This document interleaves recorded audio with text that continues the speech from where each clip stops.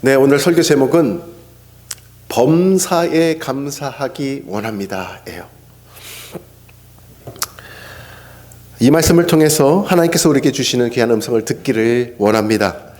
자, 범사에 감사한다라는 건 무엇일까요? 첫 번째, 같이 읽어보겠습니다. 범사에 시작. 범사에 감사는 순종해야 할 명령입니다. 자, 오늘 말씀을 이렇게 살펴보니까 이 말씀은 단순한 권면이 아니라 하나님의 명령이라는 거예요. 명령. 야, 영만아 네가 좀 항상 기뻐했으면 좋겠어. 네가 좀 쉬지 말고 기도했으면 좋겠어. 이게 아니라 항상 기뻐하라는 거예요. 쉬지 말고 기도하라는 거예요. 모든 것에 범사에 감사하라 명령하고 계시는 것입니다. 자, 이것에는 순종 아니면 불순종 두 가지 길밖에는 없습니다. 우리 모두 항상 기뻐하라, 쉬지 말고 기도하라, 범사에 감사라는 이 하나님의 명령에 순종하는 은혜가 있기를 원합니다. 왜 하나님께서 감사를 명령까지 하셨을까요? 아니, 그냥 감사라고 될 것 같은데 왜 명령까지 하셨을까? 지난주에 혹시 누군가에게 따뜻한 밥 한 끼를 대접한 적이 있으십니까? 직접 요리를 하셔 누군가에게 밥을 대접한 적이 있으십니까? 아니면 누군가와 만났을 때 식사를 제가 대접한 적이 있습니까? 자, 정성껏 준비한 식사를 제공했어요? 아니면 맛있는 것을 제가 대접을 해드렸어요? 사드렸어요? 자, 그러면 식사가 다 끝나면 우리가 은근히 기대하는 게 있어요. 뭘 기대할까요? 잘 먹었습니다. 아, 정말 맛있네요. 감사합니다. 솔직히 우리가 이 말 한마디 은근히 기대하지 않습니까? 요리를 해가지고 대접을 했다라면 특히 더 할 거예요. 그렇죠? 마찬가지라는 거예요. 하나님께서 왜 우리에게 기뻐할 것을 명령하실까? 왜 우리에게 감사할 것을 명령하실까? 그 이유가 뭔지 아십니까? 하나님께서 우리에게 항상 좋은 것을 주시기 때문에, 항상 맛있는 것을 주시기 때문에 그것을 먹고 난 후에 우리의 반응을 원하시는 거예요. 어떤 반응을? 감사하다라는 것을. 이 말 한마디를 원하시는 거예요. 범사에 감사할 것들을 우리에게 주시기 때문에, 항상 좋은 것을 주시기 때문에 우리가 그분께 감사할 수 있다는 것입니다. 은혜 받는 우리에게 하나님께서 감사를 기대하시는 것은 당연한 것이겠죠. 사랑하는 성도 여러분, 우리에게 좋은 것을 항상 주시고 쉬지 않고 주시고 범사에 주시는 하나님께 합당한 감사의 반응을 드리시는 저와 여러분 되시기를 간절히 소망합니다. 두 번째, 같이 한번 읽어볼까요? 두 번째 시작. 범사에 감사가 안 될 때 나침반을 기억하라는 거예요. 감사는 권면이 아니고 명령이라고 말씀드렸어요. 합당하기 때문에 우리가 드려야 돼요. 그런데 감사가 안 될 때가 있잖아요. 어떻게 매사에 감사가 되겠어요? 근데 그때 꼭 기억하시라는 거예요. 감사가 안 될 때 무엇을 기억하라? 나침반을 기억하라는 거예요. 오늘 이 말씀 앞에, 이 명령 앞에 우리가 반문할 수가 있습니다. 아, 하나님의 명령이군요. 알겠어요. 아, 우리에게 늘 좋으시는 분이시죠. 알겠어요. 그런데 왜 감사가 매일 안 될까요? 왜냐하면 그 앞에, 이 오늘 읽었던 성경 말씀 앞에 수식어가 하나가 붙어 있는데 그것 때문에 그래. 그게 뭘까요? 항상이에요. 또 뭘까요? 쉬지 말고예요. 또 뭘까요? 범사예요. 범사에. 이 말이 없었으면 좀 하기 편할 것 같은데 이 말이 딱 붙는 순간 내 마음에 부담인 거예요. 내 마음에 부담이에요. 이게 어렵다고 생각이 듭니다. 저도 그렇게 생각이 들어요. 불가능한 아닌가? 불가능한 거 아닌가? 근데 오늘 하나님께서 주시는 말씀은 뭐래요? 항상이래요. 뭐래요? 쉬지 말고래요. 어떻게 해요? 범사래요. 범사에. 모든 일에. 잘 들어주시기를 바랍니다. 항상 기뻐한 상태, 항상 내가 기도하고 있어요. 늘 기도하고 있는 상태. 어떻게 우리가 그렇게 살아갈 수 있겠습니까? 그렇잖아요. 어떻게 우리가 쉬지 않고 매일같이 기도만 하며 살아갈 수가 있겠어요? 밥도 먹어야죠. 친구도 만나야죠. 학교도 가야죠. 직장도 가야 되죠. 그렇잖아요. 그런데 어떻게 그런 걸 다 할 수 있겠어요? 꼭 기억하십시오. 이 명령은 상태가 아니라는 거예요. 그러한 상태가 아니라는 거예요. 이 명령은 방향이에요, 방향. 이 명령은 지향점이 있다는 것입니다. 이 사진을 보십시오. 이게 뭘까요? 나침판이에요. 여러분, 나침반은 항상 지향하고 있는 곳이 있습니다. 어디예요? North. 북쪽 아닙니까? 항상 북쪽을 가리키고 있어요. 오뚜기도 마찬가지지만 저는 나침반을 예를 들었어요.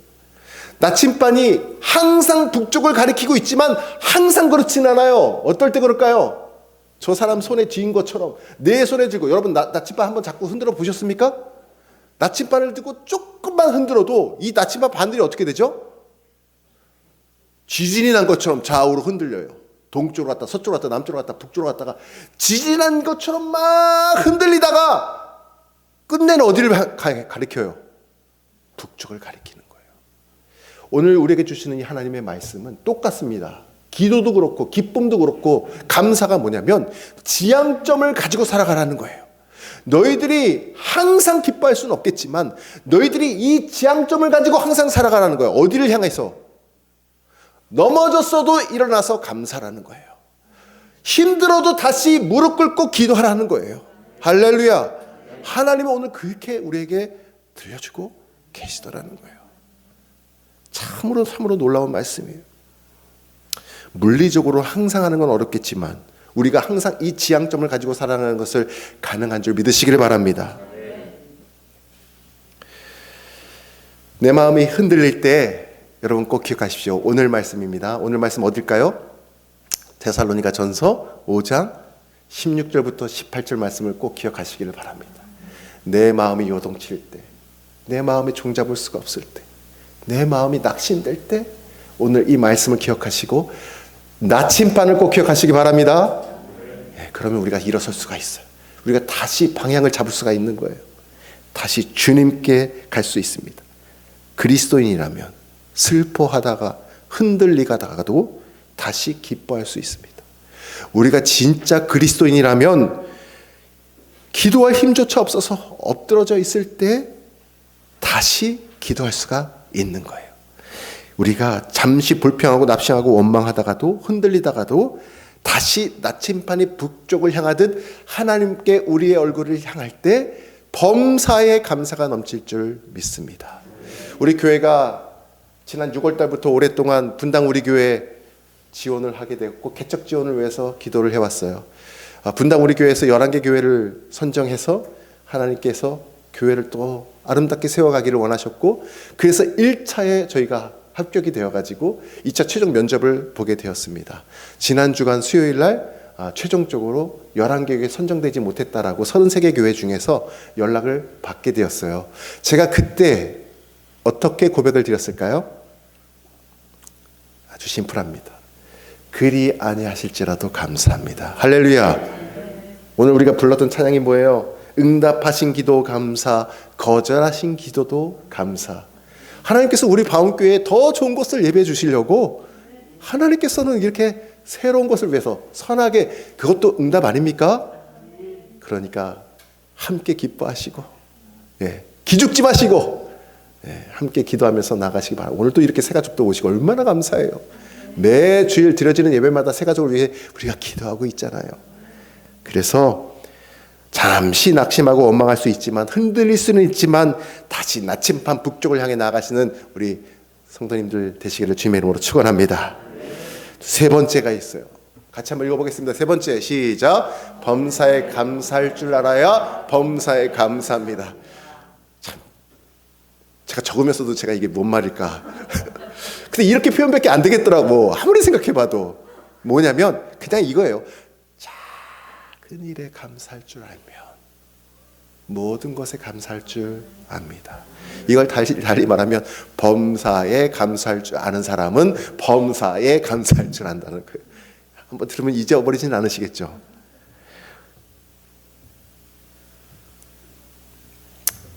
우리가 지금 누리고 있는 이 평범한 삶이 범사에 감사할 것들로 가득한데 우리가 그걸 놓치고 살더라는 거예요.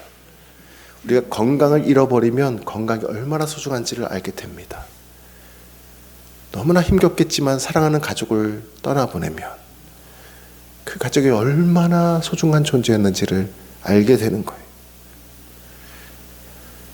누가 지혜로운 사람이냐면 하나님께서 이미 주신 이 평범한 일상을, 이 범사를 감사할 줄 아는 사람이 진짜 지혜로운 사람이에요.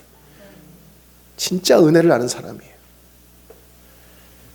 잠깐 다른 얘기를 하겠지만 내일 모레면 저는 개인적으로 너무 기쁩니다.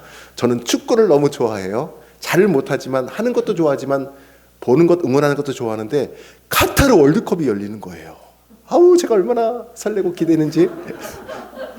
하나님, 대한민국을 열심히 응원할 겁니다. 여러분들 같이 응원하실 거죠?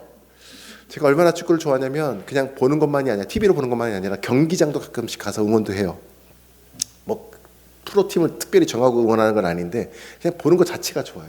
그래서 저희 아이들도 어렸을 때 데리고 경기장을 많이 갔었습니다. 지금은 못 가죠. 자, 이게 저희 쌍둥이 아이들이 3학년 때예요. 2013년도 3학년 때 저 서울에 있는 상암 월드컵 경기장에, 그때가 어떤 경기였냐면 아시아 챔피언스 리그 결승전이었어요.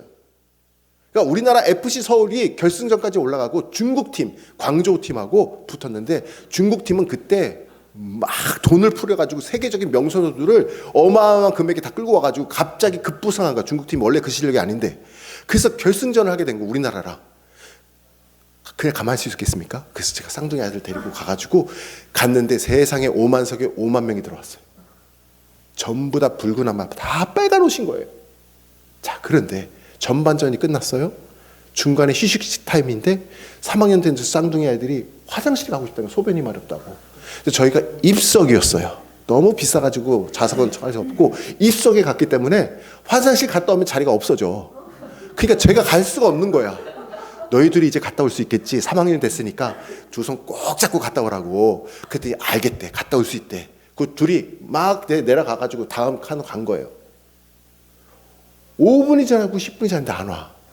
근데 10분 만에 형 민성이만 올라오는 거예요. 큰일 났다고. 민영이가 못 찾겠다는 거예요. 민영이 없어졌다는 거예요. 아니, 같이 화장실 간대. 화장실이요, 경기장이다 보니까 칸이 10칸이야. 그리고 사람들이 너무 많으니까 중간에 헤어진 거예요. 아, 근데 잠깐 걱정이 되는 거, 저도. 설마 했는데 너 여기 자리 꼭 지키고 있으라고 하고 제가 뛰어내려가지고 화장실 10칸을 딱 놓고 있는데 없어. 아차 싶은 거야. 얘가 어디 갔을까? 일단 높은 곳으로 가야겠다. 다시 와가지고 보니까 저 옆에 칸도 안 보이고 이쪽 칸도 안 보이는데 저 멀리 다음 블럭에 가가지고 거기서 얘가 헤매고 있는 게 진짜 딱 눈에 띄었어요. 그래가지고 제가 어떻게 했을까요? 복식호흡을 해가지고 민영아! 그걸 엄청나게 불렀어요. 그랬더니 멀리서 어떻게 그걸 들었는지 딱 눈이 마주쳐가지고 딱 있는데 제가 이랬어요. 꼼짝 말라고. 이렇게 많으니까 움직이지 말고 거기 그대로 있으라고. 아빠가 거기 간다? 아마 뭐 그냥 뭐 입술만 보였겠지. 거기 갈 테니까 그냥 가만히 있어 하고 제가 그 블럭으로 뛰어나가가지고 그 자리에 딱 갔어요. 있었을까 없었을까?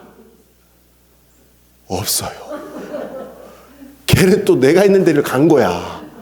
그 서로 엇갈려가지고 서로 이렇게 된 거예요. 그래서 제가 또 달려와가지고 딱 만났습니다. 제가 이 말씀을 드리는 이유가 있어요. 딱 만났는데 민영이가 얼굴이 하얗게 사색이 돼가지고 제품에서 소리도 못 내고 우는 거예요. 얼마나 놀랬겠어요. 한 15분 지나나 경기는 이미 시작됐어요. 근데 안중에도 없어. 제가 품고 그 민영이에게 얘기했습니다. 민영이가 사색이 돼가지고 울고 있는데, 야 민영아, 너랑 똑같은 민성이가 있기 때문에 아빠 너 하나쯤 잃어버려도 괜찮아. 이렇게 이야기를 했을까요? 그렇게 말하는 부모는 없어요.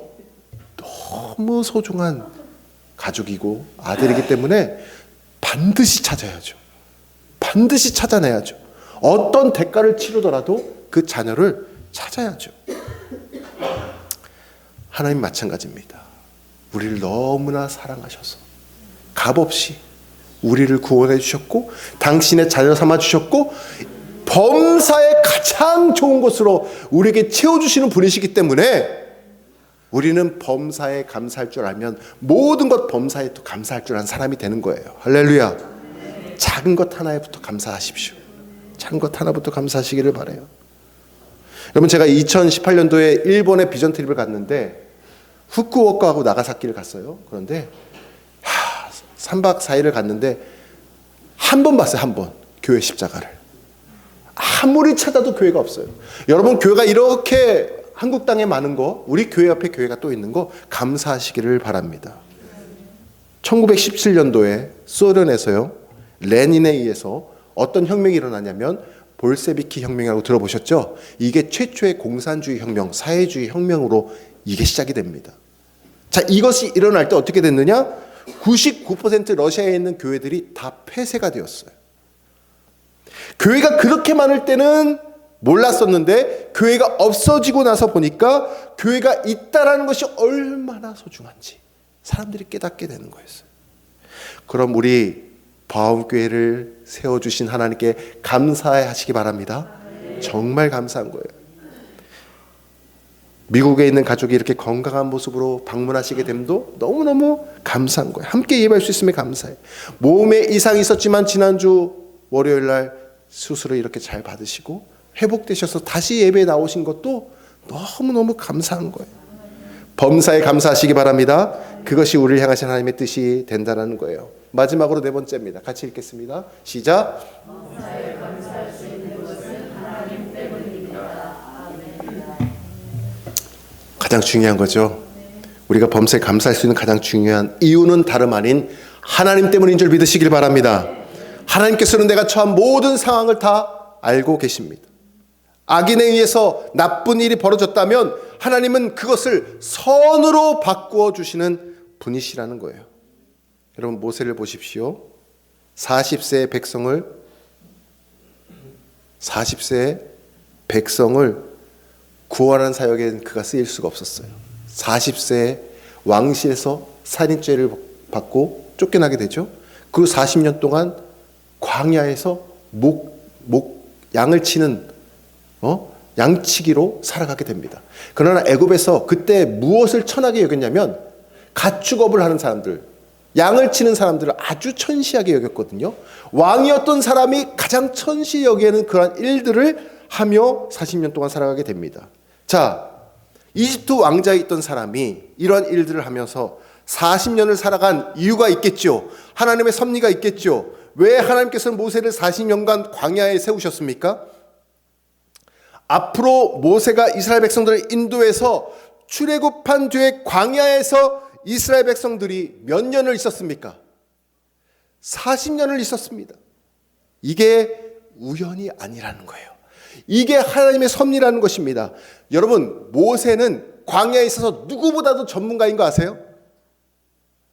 광야에서 40년을 살았기 때문에 40년 동안 살아왔던 그 광야가 자기에게는 삶의 터전이었기 때문에 모든 것들을 다 아는 거예요. 한번 생각해 보세요. 우리 처형이 어제 비행기를 타고 오셨습니다.